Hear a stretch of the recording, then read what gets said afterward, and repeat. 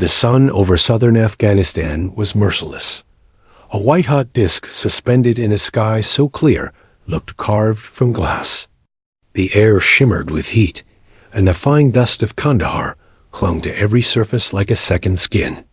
Sergeant Emily Carter leaned against the side of a Humvee, squinting at the endless horizon. Beyond the mountains lay the Arghandab Valley, a place whispered about among soldiers as a graveyard for convoys. It was her third deployment, but her first as part of the 10th Mountain Division's quick response team. She wasn't here to fight, officially. Her job was to patch up the men who did. But anyone who had spent more than 5 minutes with Emily knew better. She wasn't the kind of medic who stayed behind the lines. She carried herself like someone who had already decided she would go farther than expected. Maybe farther than she should. "Carter," a voice barked from behind her. It was Captain Daniel Rhodes, tall and broad-shouldered, with that clipped, confident tone of an officer who'd seen too many things and learned to never show them. "You checked the medical kits?" "Twice, sir," she replied, snapping to attention. "Good. Keep it that way. We're not exactly heading into friendly country." Emily nodded. She had heard the same line before every mission, but something in his tone made her glance up. His gray-blue eyes were fixed on the map spread across the hood of another Humvee. His jaw tightened as he traced a route with his finger. The intel wasn't promising. The Taliban had grown bolder in this region. Roadside bombs, ambushes, ghost attacks that vanished before air support could even respond. It was getting worse by the week. "Captain," said Sergeant Morales, the unit's communications officer, "satellite shows minimal movement. But we're getting chatter about a possible IED corridor ahead." Rhodes sighed, rubbing the back of his neck. "Minimal movement usually means they're waiting. Tell the drivers to keep 20 meters apart. If we hit anything, we isolate it." Emily listened quietly, adjusting her gear. She checked her rifle, not because she wanted to use it, but because she knew she might have to. The smell of gun oil and sand mixed in the air, a scent she had come to associate with danger. Rhodes turned to her again. "You good, Carter?" "Always," she said. He studied her face for a moment, maybe trying to read what was behind her calm tone.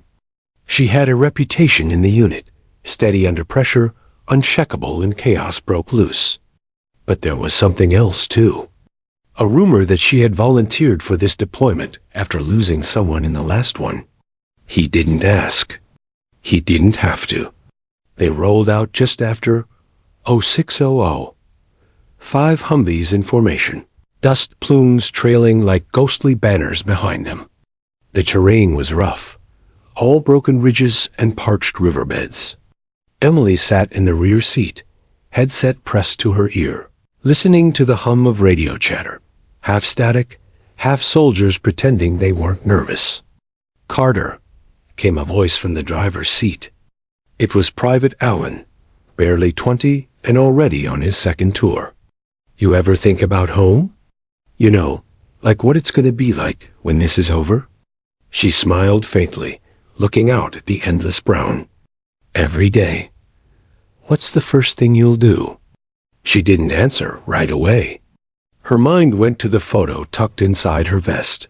Her brother, Corporal James Carter, smiling in his marine blues. He'd been killed near Helmand Province 2 years earlier. She still remembered the knock on the door, the folded flag, the hollow condolences. That was the day she decided to come back, not out of vengeance, but because she couldn't bear the thought of someone else's family getting that same knock. "I'll go fishing," she finally said, "on the lake behind my dad's old cabin." Alan laughed. "Fishing? That's the most boring thing I've ever heard." "That's the point," she said softly. They drove for nearly an hour before the radio crackled. Convoy 1 to command, approaching checkpoint Charlie. No activity. Continuing northbound. Rhodes's voice was calm, but Emily could sense the undercurrent of tension. The valley was too quiet. No wind, no movement, no distant call to prayer. Just the rumble of engines and the creak of metal. Emily's hand rested near her rifle. She glanced out the window, eyes scanning the ridgelines. Every shadow looked suspicious, every rock outcropping a potential ambush site. Then she saw it, a flicker of light. Just for a moment, something glinted on a distant hill. "Captain," she said into her radio. Possible scope reflection, bearing 270. Rhodes immediately raised his binoculars. "I see it. Everyone stay sharp. Gunner 1, sweep that ridge." The turret above them rotated with a whine. The machine gunner scanned the area, finger hovering near the trigger. For a few seconds, nothing happened. Then, over the radio, all clear. Probably, a deafening boom cut him off. The lead Humvee erupted in flames, the shockwave rocking the entire convoy. Emily slammed against the seat, ears ringing. The vehicle skidded to a halt. "Contact! Contact!" Someone shouted. Gunfire burst from both sides of the valley, the unmistakable sound of a K-47's echoing like thunder. Bullets clanged against the armor, shattering the morning calm. Emily's instincts took over. She ducked low, grabbing her medic bag. "I'm moving up," she yelled. "Negative." Rhodes barked through the comms. "Stay in the vehicle." But she was already out the door, boots hitting the dirt. The heat from the burning Humvee seared her face as she sprinted forward, smoke swirling around her. Through the haze, she saw bodies, some moving, some still. Her heart hammered in her chest. She reached the wreckage, dragging Private Miller, bleeding, dazed, away from the flames. "You're okay," she said, voice steady even though her hands were shaking. "You're okay, I got you." Captain's hit. Someone yelled from the rear. Emily's head snapped up. Rhodes. She turned, spotting him 50 meters away, crouched behind another Humvee. Blood was pooling near his leg. Without hesitation, she ran. Bullets tore the ground around her as she sprinted across open terrain. She slid into cover beside him, her medic bag hitting the dirt. "You're hit, sir." "I noticed," he gritted out, trying to keep pressure on the wound. Emily tore open a bandage, her movements quick and precise. "Shrapnel, deep but clean." "You'll live. Can you patch me enough to move?" "Not yet. You'll bleed out." He tried to sit up, but she shoved him back down. "Stay down." "That's an order, sir." For the first time, he almost smiled. "You giving orders now, Carter?" "Someone has to." A round snapped past, embedding into the wall inches from her head. Dust filled her lungs. She ignored it, tightening the tourniquet, her fingers slick with his blood. The radio crackled uselessly, just static. They were cut off. "Command's not responding," she muttered. "We're on our own." Rhodes looked at her, the determination in her eyes, the fire. "You've got guts, Sergeant." She met his gaze, voice low but fierce. "I'm not losing anyone today." Minutes stretched into eternity. The battle raged on, the valley alive with the chaos of war. But in that moment, in the shadow of smoke and gunfire, Emily Carter made a silent promise to her commander, to her fallen brother, and to herself. No matter what happened next, she would not run. Because when the world fell apart, someone had to stand, and she would be that someone.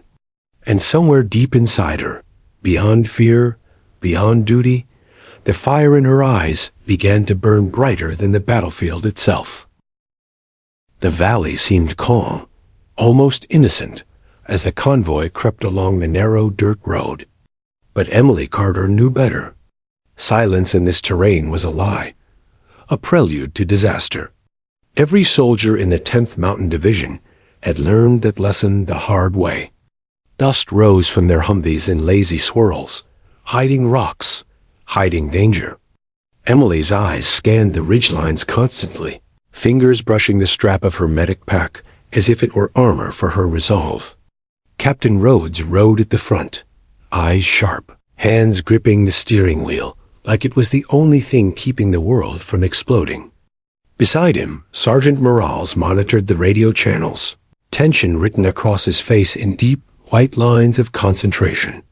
Emily sat behind them, her boots pressed to the Humvee floor, heart steady but mind alert. She had a feeling, the kind that crawled up the spine and refused to leave, that the morning was about to turn hellish. It began as almost a whisper, a flash of movement on the ridge, then the crack of a single rifle. Emily's stomach dropped. Her hands tightened on the straps of her vest. Incoming fire. She shouted before anyone else could react. The first Humvee rocked violently as bullets tore through its armor, spraying sparks and sand in every direction. Shouts and alarms echoed through the convoy, radios squawking with frantic voices. Ambush! Rhodes barked. Take cover. Return fire. The valley erupted into chaos.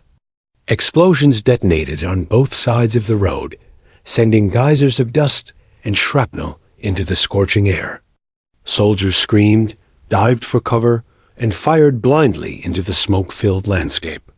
Emily dropped to the dirt beside the Humvee, her ears ringing, heart hammering, adrenaline burning every nerve. Her eyes locked on the commander.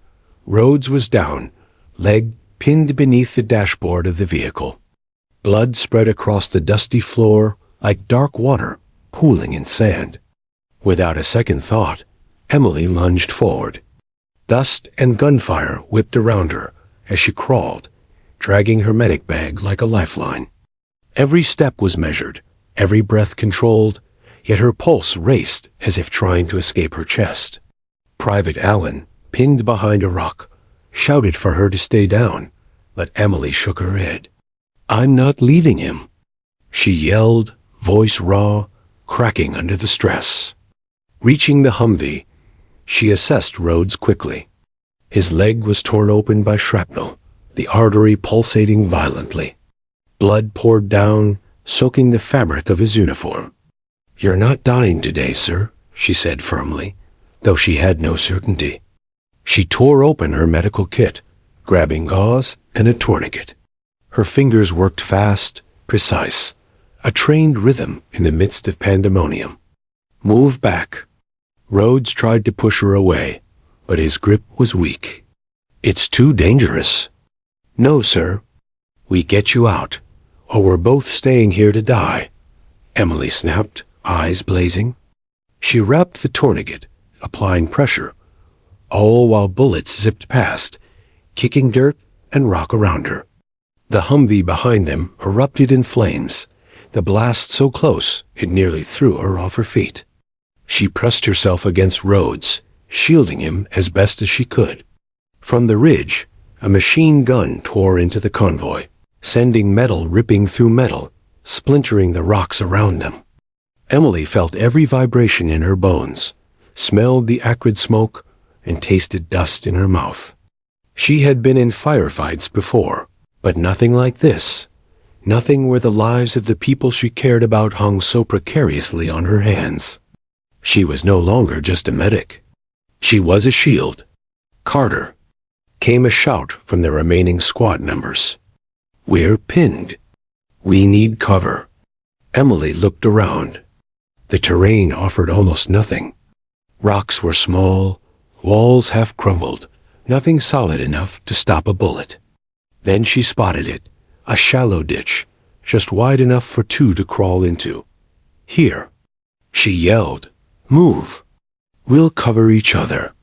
With Rhodes' leg trapped, Emily dragged him along the dusty slope, ignoring the pain radiating up her arms, ignoring the bullets whistling past.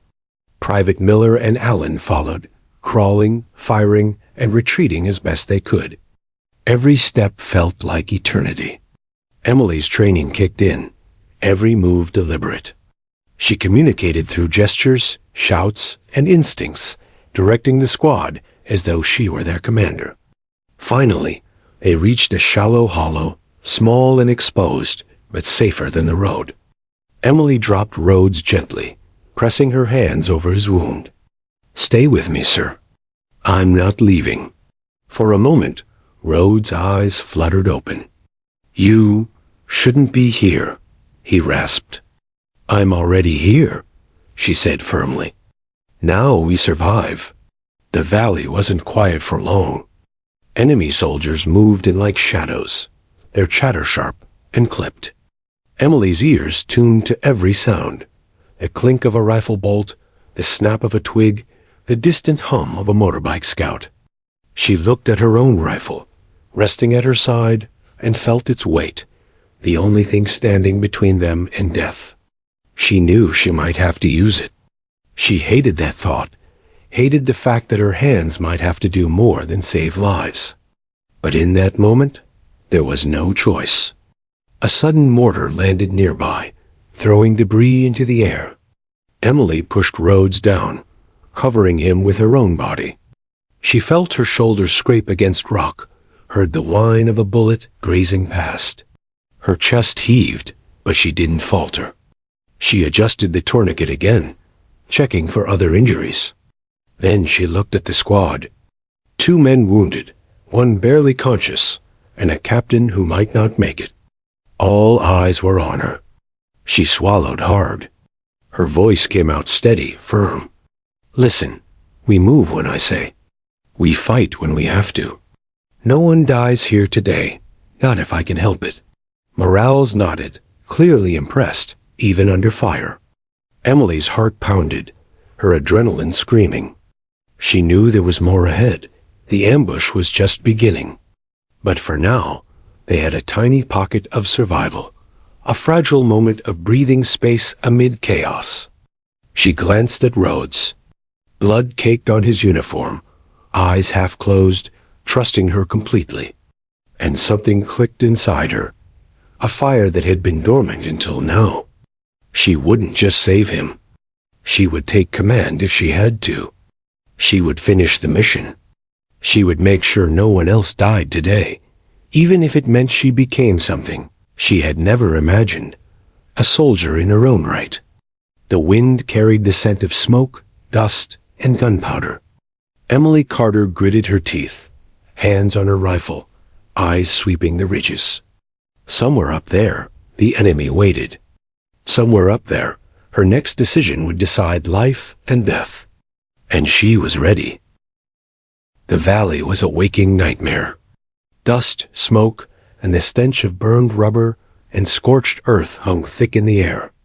Gunfire still cracked and ricocheted off rocks, and distant explosions rattled the ground like distant thunder.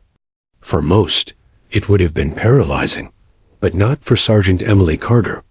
Every sense was honed, every nerve on edge, every heartbeat synchronized with the chaos around her. Captain Rhodes lay in the shallow ditch, his face pale, his body slick with blood. He tried to sit up, only to groan in pain, his leg mangled by the earlier blast. "Carter," he rasped, voice barely audible over the din of battle. You shouldn't be out here. This is too dangerous." Emily knelt beside him, pressing her hands firmly against the tourniquet. Her eyes scanned the valley. The rest of the squad was pinned behind rocks and Humvee wreckage. 2 men wounded badly, another barely able to hold his weapon. "Sir," she said, her voice calm, unwavering despite the adrenaline boiling inside her, "I didn't come this far to stand behind cover. We move or we die." Rhodes tried to protest, but his face betrayed exhaustion and pain. His grip on the dirk was weak, and Emily realized time was no longer on their side. Another mortar landed nearby, throwing up a cloud of dust that nearly buried them both. She felt the heat of the explosion on her skin, the impact vibrating through her bones. The world was raw, bleeding, alive with danger. "Listen to me," Emily continued, voice rising over the gunfire. "I'm taking command. You stay with me, sir, or we both die. Your call." He looked at her for a long moment, the faintest flicker of pride in his eyes. You're making me nervous, he said wryly, though it came out as a strained whisper. Do what you have, T.O. Don't let anyone else die because of me. Emily nodded. Her decision was made. She would lead them. Not because she wanted glory, not because she sought recognition, but because someone had to. And right now, that someone was her. Her gaze fell on Rhodes' custom M4A1, resting in the dirt nearby. It had been his trademark, precise, reliable, and deadly accurate. Picking it up was a silent acknowledgement. The mantle of command had passed from him to her. Hands steady, she lifted the rifle, feeling its weight settle into her grip. It was heavier than she expected, but somehow that weight grounded her. The responsibility of every life in the valley pressed against her chest, and she welcomed it. Carter!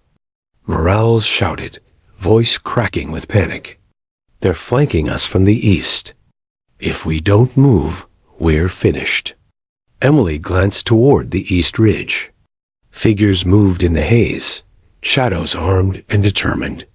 Cover me, she barked. We're crawling to that hollow there. She pointed to a broken wall 30 meters away.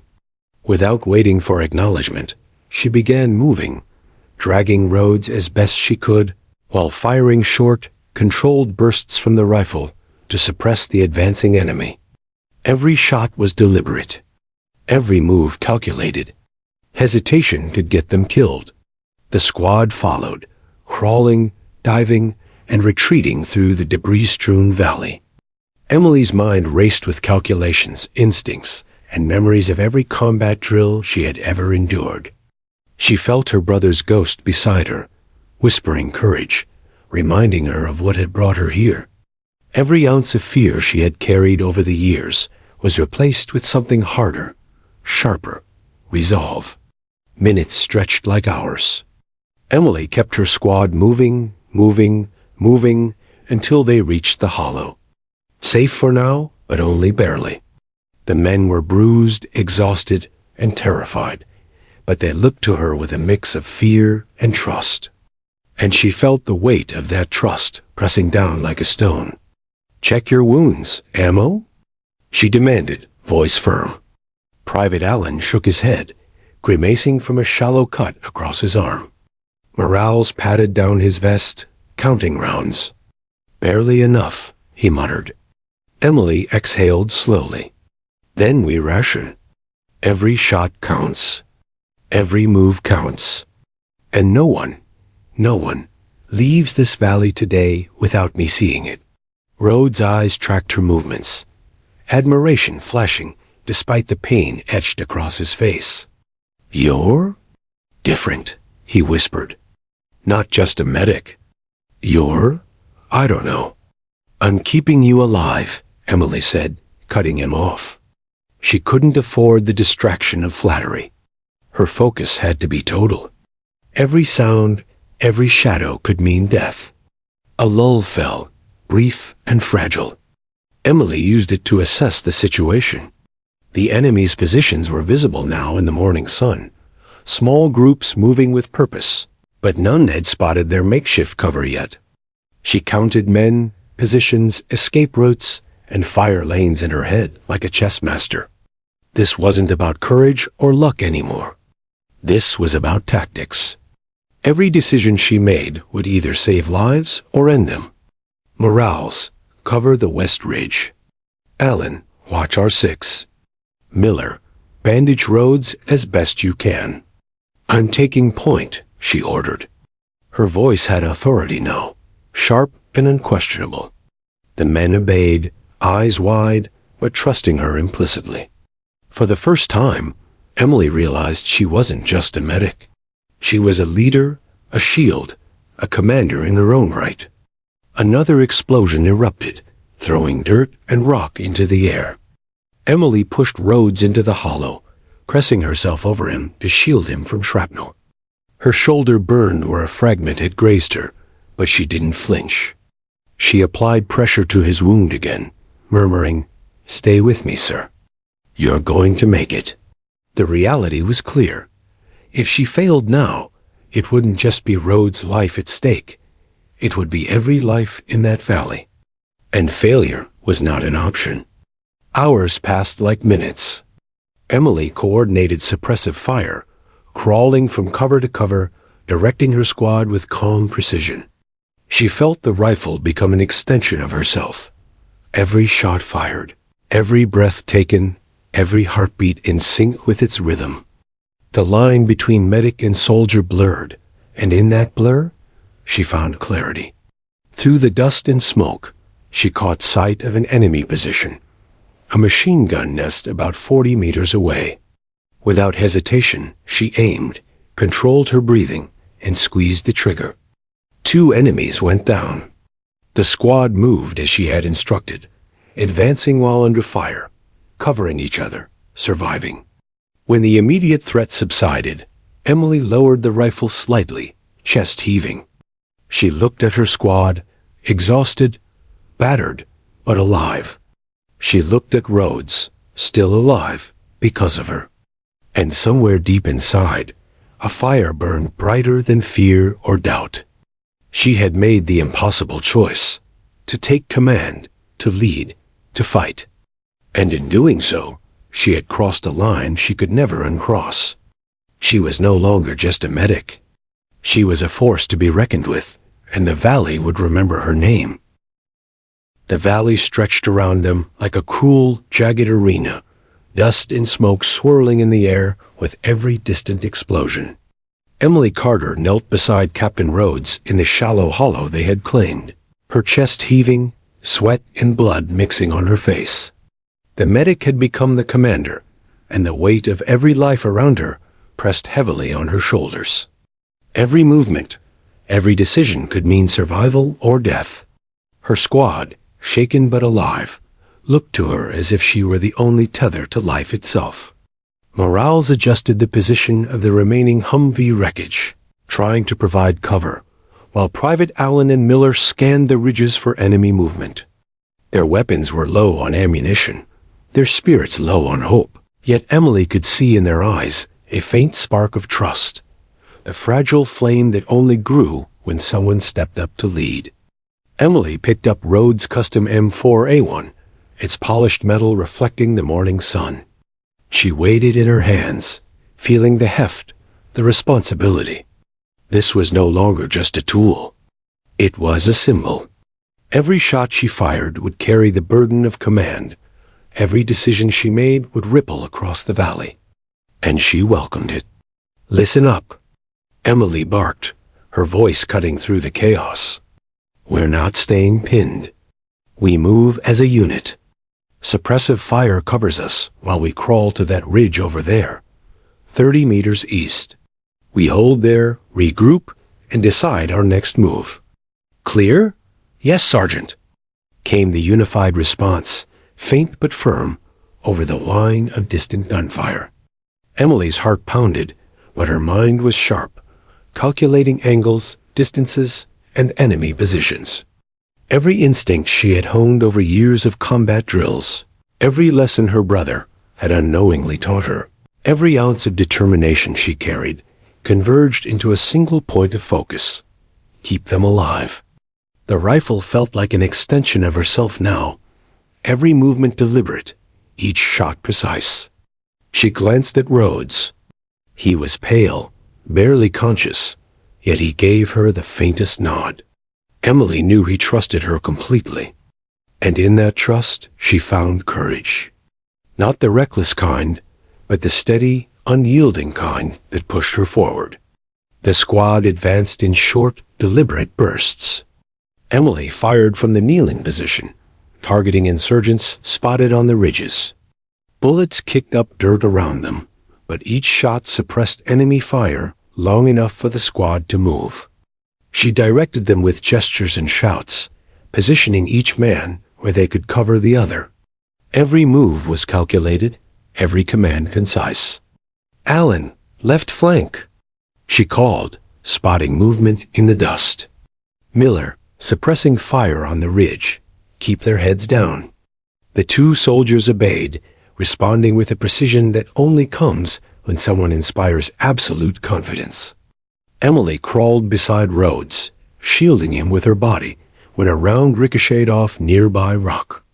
Sweat burned her eyes, and she could taste dust and gunpowder, yet she refused to falter.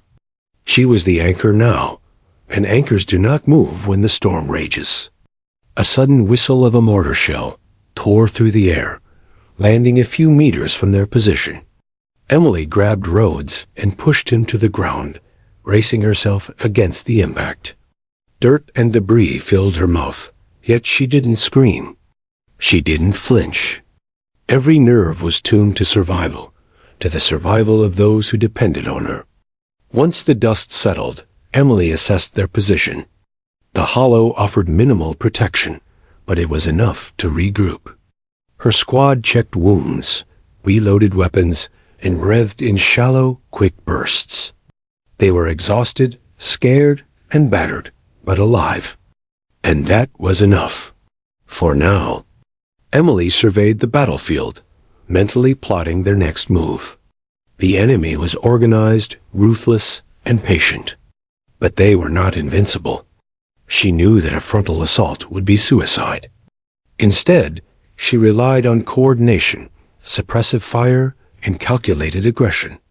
Her mind raced with options, but she settled on one: take higher ground, hold it, and force the enemy into a position where she could control the engagement. "Morales," she said, pointing to the rocky outcrop ahead. "Take the left side. Cover the ridge. Alan, stay low with me. We move on my mark." "Roger," Morales replied, voice steady, trust evident in his tone. Emily turned to Rhodes, who was propped against the hollow wall. "You're staying put, sir. You've done your part. Rest now." He tried to argue, but she silenced him with a firm hand. "I said stay put." He exhaled, defeated but trusting. "I've got the best soldier in the valley with me, don't I?" Emily gave a small, wry smile. "Maybe," she said, focusing on the ridge ahead. The movement was slow and deliberate. Emily crawled first, rifle aimed, scanning for threats. Every few meters, she paused, providing covering fire while the others moved. Bullets snapped past, striking rocks and dirt with a fury that made the air vibrate. She felt each impact in her bones, but ignored it. Nothing could distract her from the responsibility she had assumed. They reached the ridge. Emily quickly assessed the positioning her squad to maximize cover and fields of fire. She reloaded Rhodes' rifle with careful precision, her hands steady despite exhaustion and adrenaline. The enemy was visible now, small groups moving strategically, unaware of the trap forming around them. "Hold fire until they move," Emily instructed. "Then we hit hard, coordinated. We take control, or we die trying." Her words were calm, commanding, and the squad obeyed without question. For the first time, Emily felt a rush, not of fear, but of purpose. She had become more than a medic. She was a strategist, a protector, a force to be reckoned with. The rifle in her hands was no longer just a weapon. It was the embodiment of her resolve. As the enemy approached, Emily's training and instincts merged seamlessly. She fired when necessary, called coordinates for suppressive fire, and moved her men with flawless precision. Every shot, every order, every decision carried the weight of life and death. Yet she remained composed, calm, and utterly focused. The valley was a battlefield, but she had turned chaos into a calculated fight for survival. Hours passed, and slowly, the tide began to shift. The enemy's movement became hesitant. Their confidence faltered. Emily's squad held the ridge with determination, each man alive because of her leadership. Sweat and blood streaked her face, but she didn't notice. She couldn't. Every sense was consumed with observation, calculation, and protection. Finally, a brief lull came. Emily knelt behind a rock, catching her breath, her eyes scanning the horizon. She looked at Rhodes, alive, breathing, wounded, but alive. She looked at her squad, battered, trembling, but alive. And in that moment, the weight she had carried for so long transformed into something else, unshakable resolve. Emily Carter had taken command. She had faced chaos, fire, and death itself, and had survived. The rifle in her hands was more than a weapon. It was proof that courage could manifest even in the unlikeliest of places. She would not stop here. The battle was far from over, but she had found her strength, and the fire inside her burned brighter than ever. The sun sank low behind the jagged ridges, casting long shadows across the valley. The air was thick with smoke, dust, and the metallic tang of blood. Emily Carter crouched behind a jagged rock formation with her squad, gripping Rhodes' M4A1. Her uniform was smeared with grime and dried blood, her boots caked in mud. Every breath carried the weight of the day's chaos, but she refused to falter. The hollow they held was their only advantage, and she would not give it up. Captain Rhodes leaned against her shoulder for support, groaning with every shallow breath. Emily had patched him up as best she could, but the shrapnel in his leg and the blood loss left him weak, almost unrecognizable from the disciplined commander he had been just hours ago. Yet despite his condition, his eyes were alert, and he watched Emily with something that bordered on awe. "Emily," he rasped, voice hoarse, You've kept us alive." She didn't respond, only tightened her grip on the rifle, scanning the ridgelines for enemy movement. She had no time for praise. Every second mattered. Shadows flickered in the fading light, and she could hear the whisper of rifles cocking, the distant shuffle of boots over rocks. The enemy was regrouping, testing their defenses, probing for weaknesses.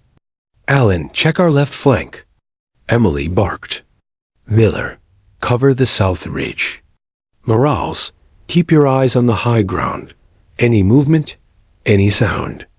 Her voice, firm and unshakable, carried over the valley. Her squad responded, placing their trust entirely in her judgment. It was a trust earned in fire and fear, and Emily felt the responsibility like a lead weight in her chest. One mistake, one misstep could cost lives. The enemy launched the first wave as darkness fell. Figures moved silently through the dust and smoke, rifles aimed, grenades tucked into belts. Emily's heart hammered, but her movements were precise. She fired controlled bursts from Rhodes' rifle, keeping heads down while her squad repositioned. Every shot counted, every breath measured. A sudden scream tore through the night. Private Allen had taken a graze across his shoulder. Emily was immediately beside him, applying pressure to the wound, murmuring calm assurances. "You're going to be okay," she said, though her own pulse rattled her chest. "Stay with me? Focus on breathing. You're going to make it." Allen nodded weakly, eyes wide with fear and trust. Emily reloaded the rifle and fired again, suppressing an enemy advance. The hollow shook with explosions as mortar fire landed nearby. Dust and debris rained over them, choking, stinging, burning. She wiped her face, gritted her teeth, and never wavered. "Morales!" she shouted. "Cover the east ridge. Don't let them flank us." "Yes, Sergeant," he called back, moving with precision, returning fire at the shadowy figures advancing through the valley. Emily watched him, pride flickering briefly in her chest, before she focused again on the path ahead. The battle was relentless. Every movement forward was met with fire, every pause an opportunity for the enemy. Yet Emily's determination remained absolute. She moved among her squad, patching wounds, directing fire, and keeping morale intact. Her voice was steady, commanding, and somehow calming amid the chaos. Hours dragged into night. The enemy's attacks came in waves, sometimes coordinated, sometimes chaotic, but always deadly. Emily felt the burn of exhaustion in her muscles, the raw sting of cuts and bruises, but she refused to give in. She was a medic, yes, but now she was also the law keeping her team alive. At one point, a rocket landed perilously close, throwing Emily to the ground with Rhodes on top of her. For a moment, the world seemed suspended, the smell of gunpowder, smoke, and blood overwhelming her senses. She rolled, shielding Rhodes with her body, and then pushed him to his feet. "We're moving, now!" she shouted, adrenaline surging, overriding fatigue. Her squad obeyed without hesitation. They crawled from cover to cover, every movement calculated, coordinated, and deliberate. Emily's commands were precise, her assessments instantaneous. Each shot fired was measured, suppressive, lethal when needed. Amid the chaos, Emily found small moments to care for the wounded. She tore strips of cloth from her uniform to wrap Alan's shoulder. She applied pressure to minor shrapnel wounds on Miller's leg. Even as bullets tore the air around them, she whispered calm assurances, grounding the squad in purpose and hope. Every life she saved became fuel for the fire inside her, a reminder of why she fought. The night wore on, and Emily realized that the enemy was faltering. Their attacks had become sporadic, less coordinated. The squad had held firm. The hollow they defended had become a bastion in the chaos. Emily's leadership, unshakable focus, and courage under fire had transformed the tide. Her team survived because of her decisions, her resolve, and her refusal to let fear dictate their fate. She took a moment to catch her breath, rifle resting across her lap. She looked at Rhodes, who nodded faintly, still alive and breathing. She looked at her squad, exhausted, battered, and trembling, but alive. And she realized, with a deep, burning clarity, that leadership was not about orders or rank. It was about presence, courage, and the willingness to take responsibility when no one else would. Suddenly, distant gunfire and shouting signaled another enemy movement. Emily rose slightly, adjusting her position behind a rock, and surveyed the field. She was ready. She would hold the line, again and again, if necessary. Every drop of blood, every bruise, every scar she bore was a testament to her commitment. Failure was not an option. Her mind flashed briefly to her brother's photo, tucked inside her vest. "You're still with me, James," she thought, whispering silently. "I won't let anyone else fall today. Not on my watch." The enemy moved closer, unaware of the traps Emily had set and the firepower she commanded. She raised Rhodes' rifle, aimed carefully, and fired. The shot rang clear, precise, and controlled, silencing a hostile advance. The squad followed her lead, coordinated, unstoppable in their unity. The valley shook with the echoes of battle, but Emily held the line, immovable and resolute. By dawn, the enemy attacks had subsided, and a fragile calm settled over the valley. Emily lowered her rifle slightly, scanning the horizon. Her squad was battered, but alive. Rhodes, weak but conscious, gave her a faint nod of approval. The hollow, once a precarious refuge, had become their stronghold. Every soldier who survived had Emily to thank. Exhaustion and adrenaline coexisted in her body, but she refused to relax entirely. More threats could come at any moment. She checked weapons, assessed positions, and ensured her wounded were stable. Her mind remained sharp, calculating, vigilant. In that quiet, fleeting moment, Emily understood the weight of what she had done. She had become the anchor, the shield, and the guiding force in a storm of bullets and fire. And she would not stop here. She had proven that courage, leadership, and resolve could change the outcome of even the deadliest of battles. The line was held. Lives were saved. And Emily Carter, the medic who had stepped into command, had become a force no enemy could ignore. The first hints of dawn painted the valley in muted gold casting long shadows across jagged rocks and scorched earth. Emily Carter squinted against the rising sun, the smoke and dust of the night still clinging to the air. Her body ached, every muscle screaming from hours of fighting, crawling, and hauling wounded comrades through the chaos. Yet she remained alert, every nerve taut, every instinct sharpened. The mission wasn't over until extraction was complete. Captain Rhodes leaned heavily against a boulder, his face pale, sweat and blood crusted in his hairline. His leg was bandaged, but the injury slowed him severely. Emily had stabilized him as best she could, but he couldn't walk without support. She glanced at her squad, Morales, Allen, and Miller, each battered but alive, eyes filled with exhaustion and relief. Yet the extraction point lay half a mile away across open terrain, and enemy forces could return at any moment. "All right, listen up," Emily began, voice steady despite the fatigue burning in her throat. "We move in formation. Keep your heads low. Cover each other. Rhodes stays in the center, shielded. We make it to the extraction point, or we fight our way out if we have to." Her squad nodded, silent acknowledgement. They trusted her completely now, not just as a medic, but as a leader who had carried them through the fire of hell and survived. The trek began cautiously. Emily took the lead, rifle raised, eyes scanning for threats. Every footfall across the rocky terrain was measured, deliberate. Dust kicked up around their boots, sunlight glinting off the scattered debris from last night's battle.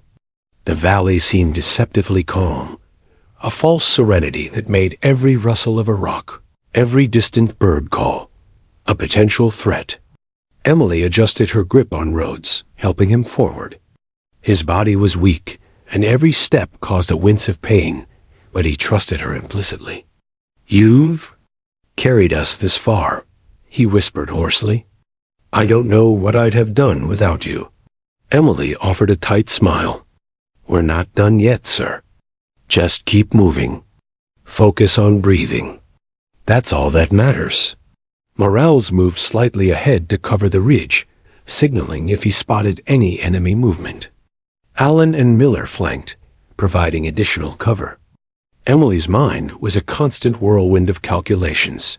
Enemy positions, cover points, angles of fire, distance to the extraction, and the endurance of her squad. Every factor could mean life or death. As they crested a small rise, the distant sound of rotors cut through the morning air. Emily froze, then exhaled in relief. The extraction helicopter. Its blades churned the dust into swirling columns, creating a hazardous but essential pathway to safety. She signaled her squad to move cautiously toward the landing zone. "Keep your heads low," she shouted over the rotor noise. "One wrong move and we're targets." The squad moved as a single unit, Emily in the lead with Rhodes supported at the center. Each step was deliberate, suppressive fire at the ready. The helicopter hovered, pilot and crew scanning the perimeter for threats. Emily's eyes flicked to the enemy compound in the distance. Nothing moved yet, but the threat was far from gone. A sudden crack of rifle fire shattered the fragile calm. Enemy scouts had returned, firing from the distant ridges. Bullets zipped past, some striking rocks near Emily, sending shards flying. She reacted instantly, returning fire with precision, while directing her squad to cover Rhodes and advance. "Move! Keep him covered!" "We're almost there." The extraction zone was a chaotic dance of sand, wind, and noise. Emily counted every second, coordinating movements while suppressing enemy fire. She kept Rhodes steady, encouraging him to focus on each small step. His breaths were shallow, pain etched across his face, but she refused to let him falter. Morales and Allen provided cover as Miller fired controlled bursts toward distant insurgents, buying precious seconds. Emily's heart pounded, every nerve alert as she scanned for new threats. Her rifle felt like an extension of herself, every movement precise, every shot controlled. The helicopter's skids touched the ground, and the pilot called for a hasty but careful boarding. "Move! Go, go, go!"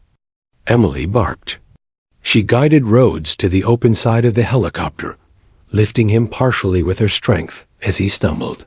Sweat and blood dripped into her eyes, but she didn't flinch. This was the final hurdle. The extraction, the survival, and the mission's completion rested in these next moments. Enemy fire intensified as they approached the helicopter. Emily positioned herself between Rhodes and the bullets, taking controlled shots at approaching threats while urging her squad forward. Morales and Allen provided suppressive fire, covering their retreat. Dust, smoke, and gunfire enveloped the scene, yet Emily's focus was absolute. Every life in her charge mattered more than exhaustion, pain, or fear. Finally, the squad reached the helicopter. Emily ensured Rhodes was securely aboard, handing him to the medics on the skids. She followed immediately, jumping in with Allen, then signaling Morales and Miller to board. The helicopter rose, blades chopping the air, sending dust, debris, and exhaustion swirling into the valley below. Emily sank onto the floor of the helicopter, rifle still in hand, body trembling from fatigue. She looked at Rhodes, alive, breathing, stable, and the relief washed over her in a wave she hadn't allowed herself to feel before. As the helicopter lifted higher, Emily watched the valley recede below, the battleground of the last 24 hours etched in her memory forever. She thought of every moment, the ambush, the relentless attacks, the lives she had saved, and the squad she had led. Her body ached, her hands were blistered, and her mind raced, but the mission had been completed. Lives had been preserved, the enemy had been held at bay, and the intel secured. Rhodes' hand found hers, weak but firm. "Carter," he whispered, voice thick with emotion. "You led us through hell. I've never seen anyone like you." Emily offered a faint smile, chest heaving. "We did it together, sir. Nobody gets left behind." Her squad sat around her, battered, bruised, and bloodied, but alive. And for the first time since the ambush, Emily allowed herself a moment of quiet pride. She had been a medic, yes, but today she had become so much more. A leader, a shield, a force that had carried her squad through impossible odds and ensured that the mission lived. The helicopter carried them away from the valley, away from the battle, into the rising sun. Emily Carter's rifle rested across her lap, a symbol of survival, courage, and unyielding resolve. She knew this mission would be remembered, not for the bullets or explosions, but for the courage that had turned fear into action and chaos into victory. The valley was quiet now, but the silence was brittle, hanging in the air like a held breath. Emily Carter kept her eyes moving, scanning every ridge, every shadow, every rock for signs of danger. Her squad had survived the night, but the mission wasn't over. The orders were clear: secure the enemy compound, retrieve any intel, and report back. Failure wasn't an option. Not now, not ever. Lives depended on them, and Emily knew that she carried the weight of each one. Captain Rhodes rested against a rock, pale and trembling, but conscious. Emily had patched him as best she could, stabilizing his leg, cleaning minor wounds, and giving him what strength she had left. His usual sharp command presence was diminished, but his eyes, full of grudging respect and awe, followed her every move. "We can't wait here," Emily said firmly. "The mission doesn't stop because we've survived. The intel is our only way to prevent another ambush like last night.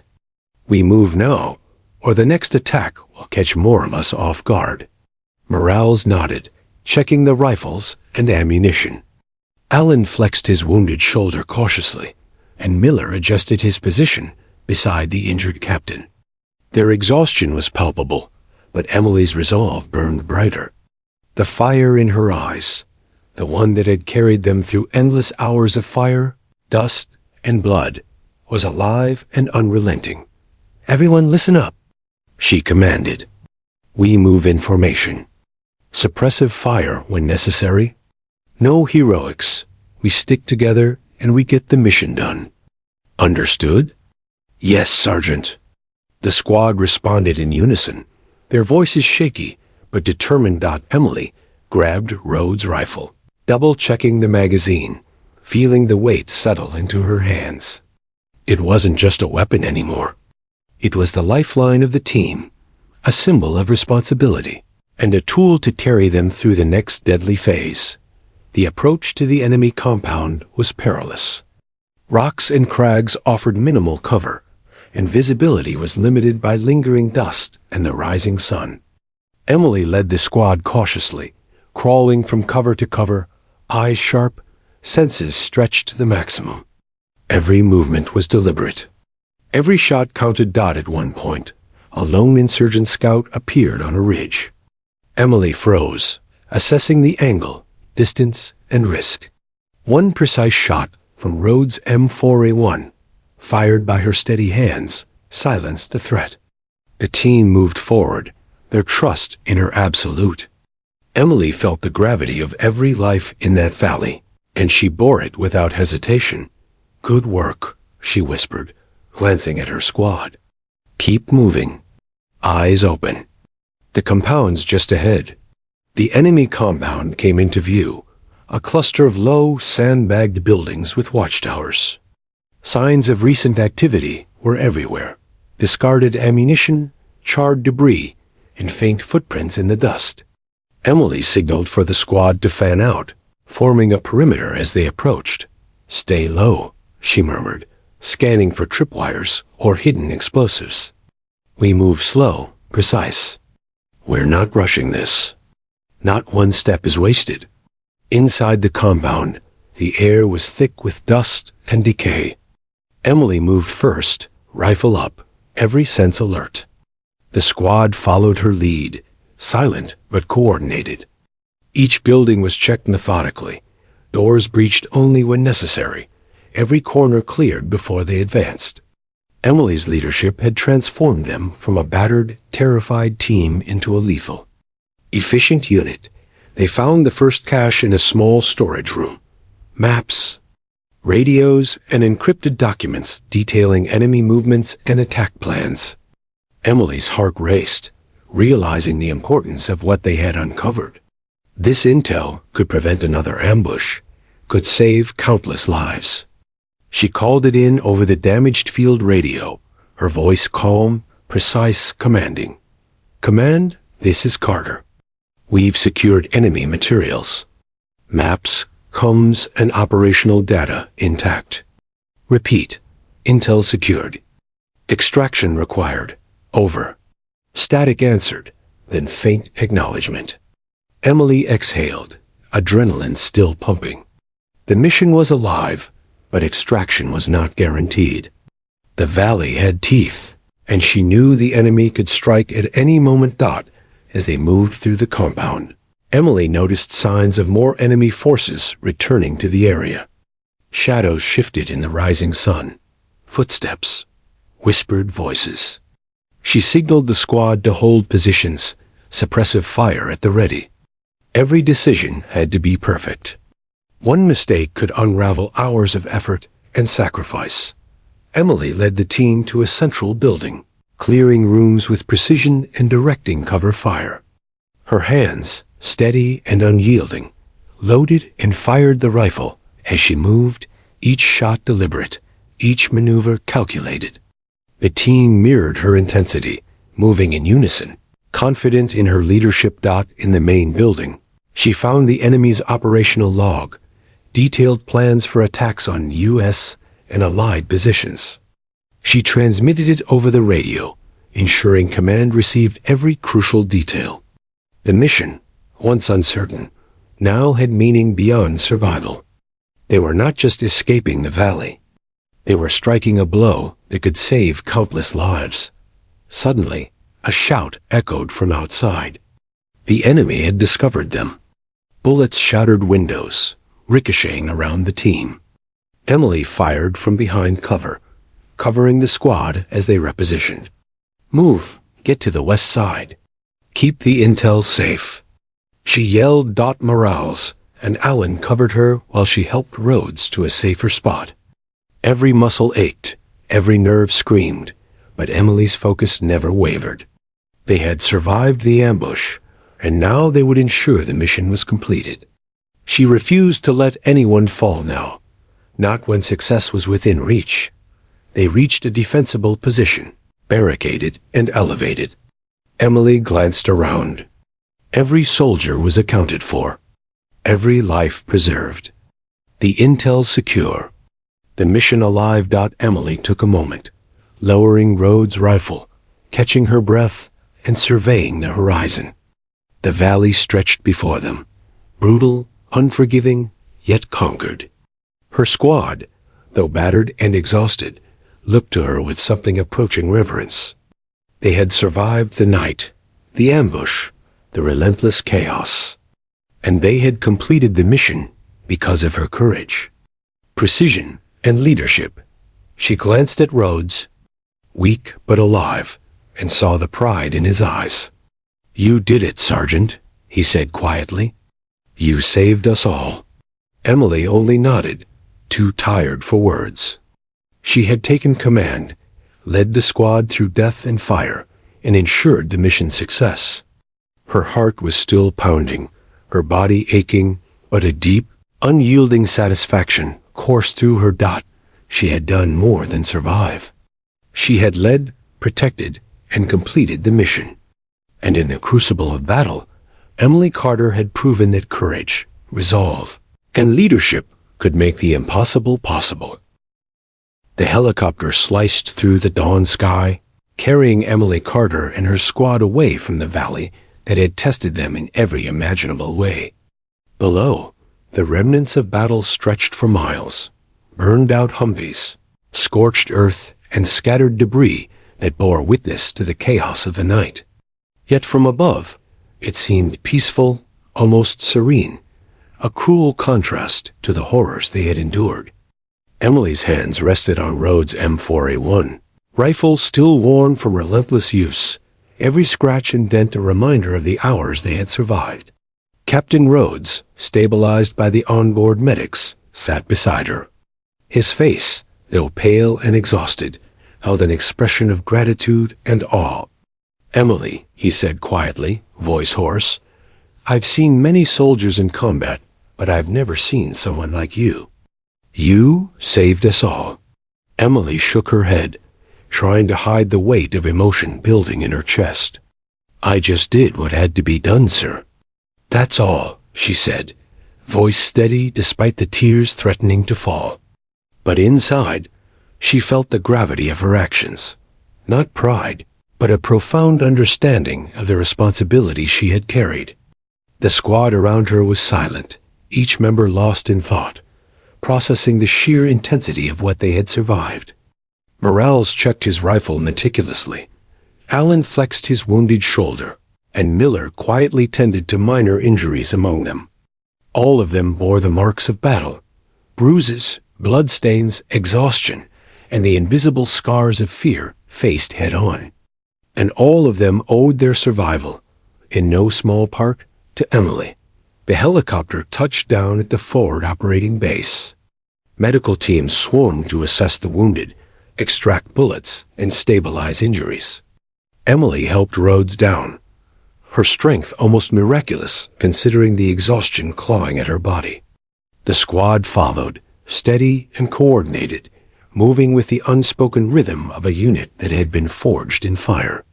Commanders and senior officers were waiting at the landing zone, their expressions a mixture of relief, concern, and respect.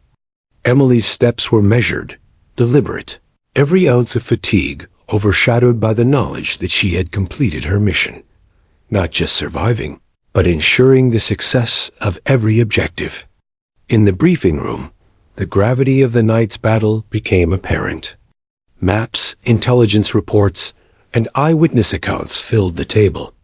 Emily recounted every step, the ambush, the injuries, the decisions she had made to lead the squad, secure roads, and complete the mission. Her voice was calm, unwavering, every word precise. She emphasized strategy over chaos, leadership over panic, and courage over fear. The room fell silent as she finished. Then Captain Rhodes, still weak but determined, stepped forward. "Ladies and gentlemen," he began, voice carrying over the room, "what you have just heard is not the story of a medic reacting in the moment. This is the story of a leader, a soldier, and a hero who carried her squad through impossible odds." Sergeant Emily Carter displayed courage, strategic brilliance, and unwavering resolve.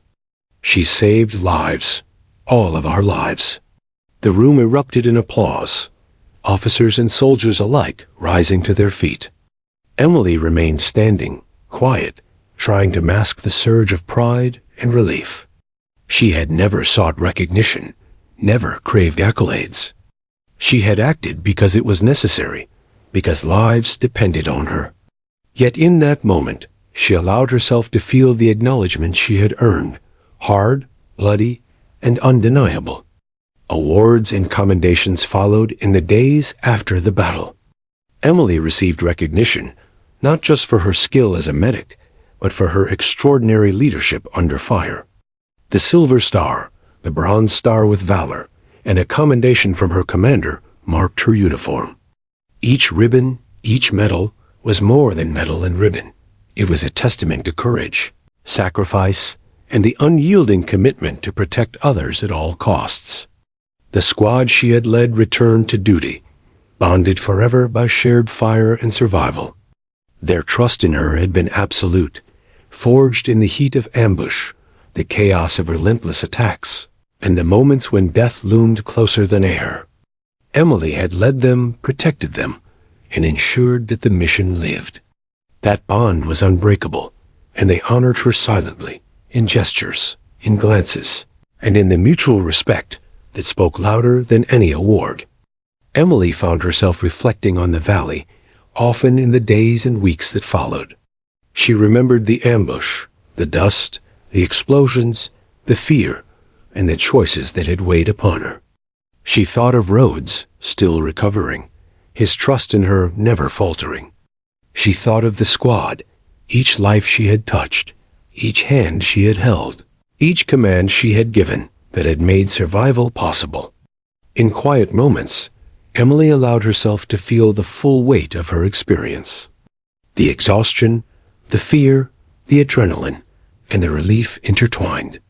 She understood that she had been transformed by that night, not only as a soldier and medic, but as a leader, someone who could face the impossible and emerge not only alive, but victorious. And she knew, deep in her bones, that the story of that night would not just live in medals and reports. It would live in the soldiers who survived, in the strategies they employed because of her decisions, and in the legacy of courage that she had carved into the valley itself. Weeks later, Emily stood at a memorial ceremony for soldiers lost in various operations. She observed the families, the comrades, and the ribbons and plaques that marked sacrifice. Rhodes, fully recovered, approached her. "You saved us, Emily," he said quietly, voice low but steady. "Not just lives, but the mission, the honor, and our trust. I'm proud to have served alongside you." Emily's chest tightened, the weight of unspoken emotion pressing on her.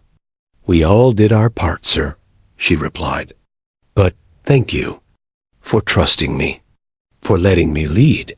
He smiled faintly. "Trust was easy.